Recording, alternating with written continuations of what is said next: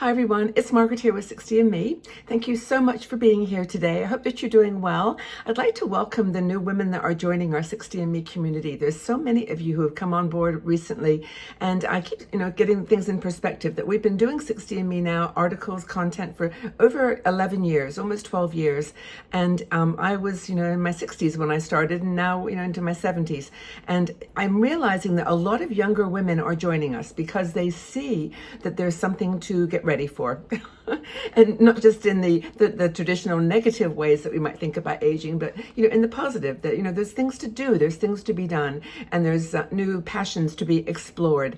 And I want to talk today about that whole idea of rediscovering the things that you love in your 60s and why it's such a great age, because you can do it.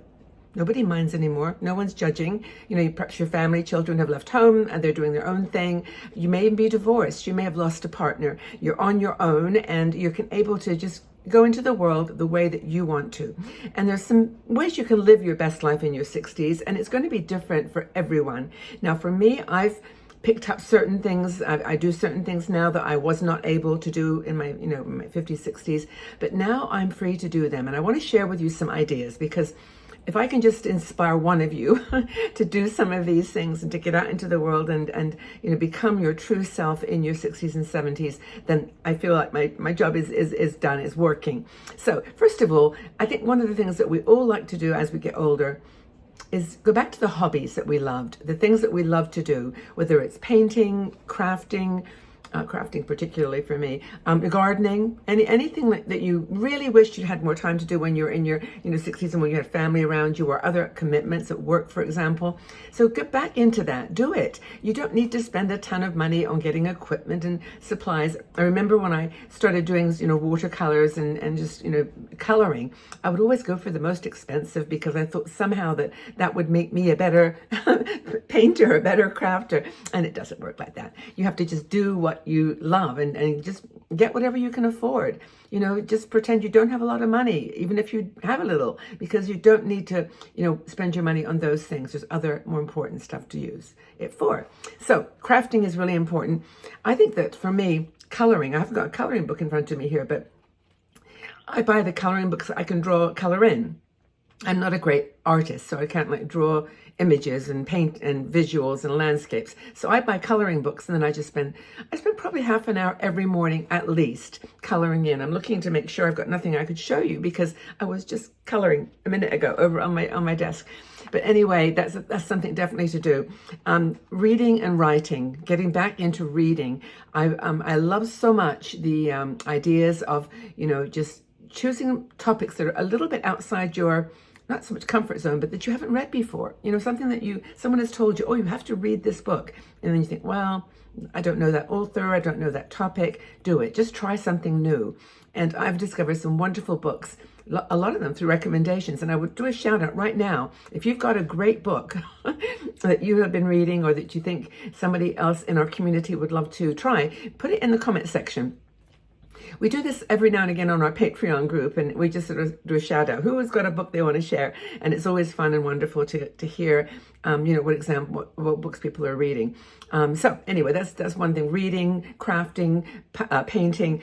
Another thing is to volunteer. Do the volunteer as a hobby. If you don't want to do it I don't have the skill to teach that or do that. Just do it as something that you would love to do, that you've always wanted to help kids learn how to read, that you've always wanted to teach, knitting or crafting or sewing. There are so many opportunities on meetup.com.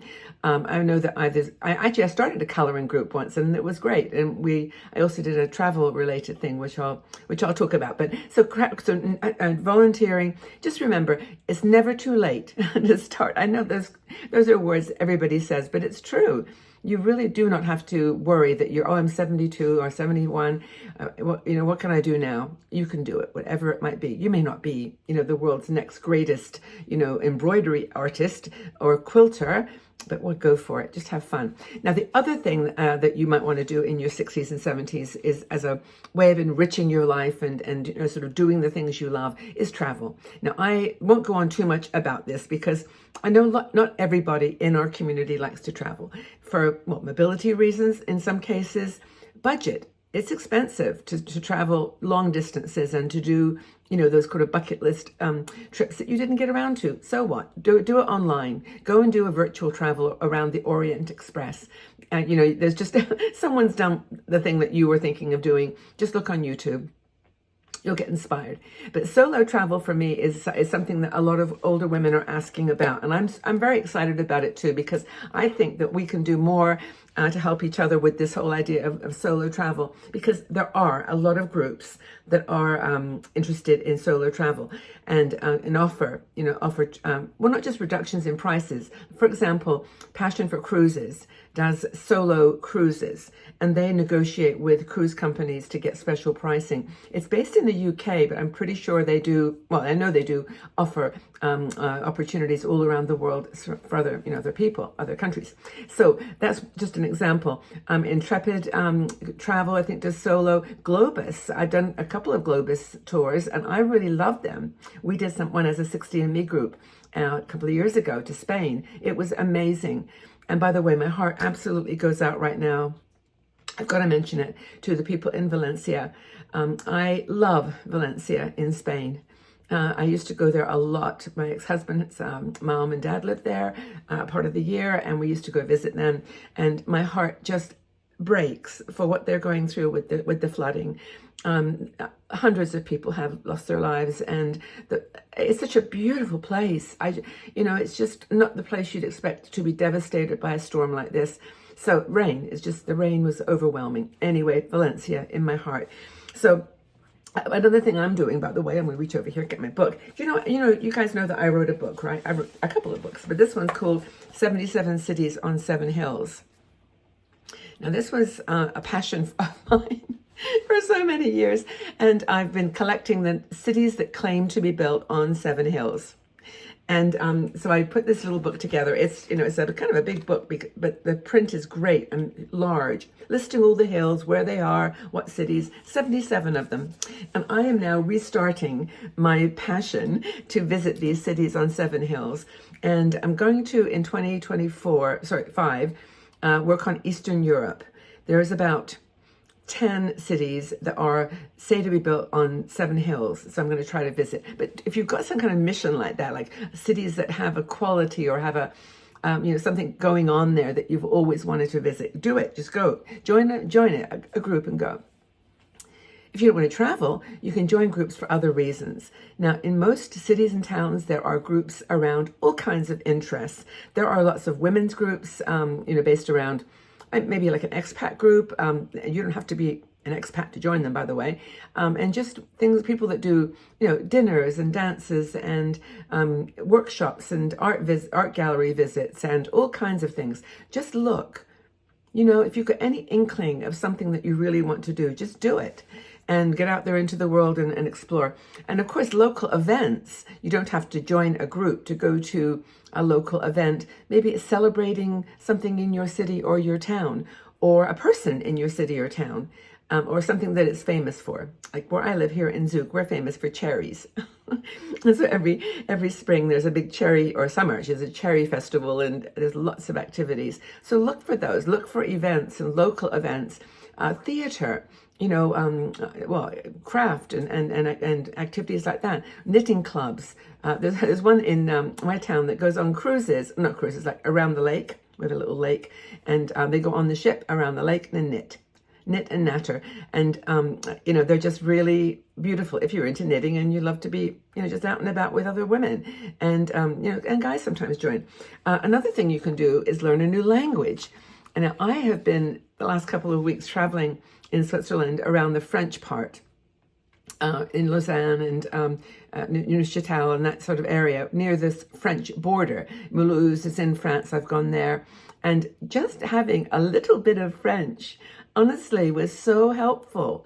And it just, when people know that you're trying, où est la toilette?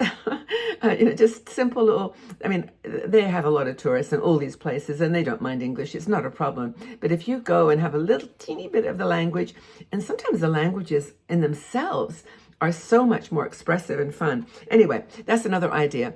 I've got rediscovering nature, take a cooking class. What else? What are some other ideas that you've got things that you started to do, that maybe you were waiting for an opportunity to do. I mean, you can also host things yourself. I mean, if nothing's going on, just start your own meetup group. Find something that you love to do. You will be surprised how many people show up.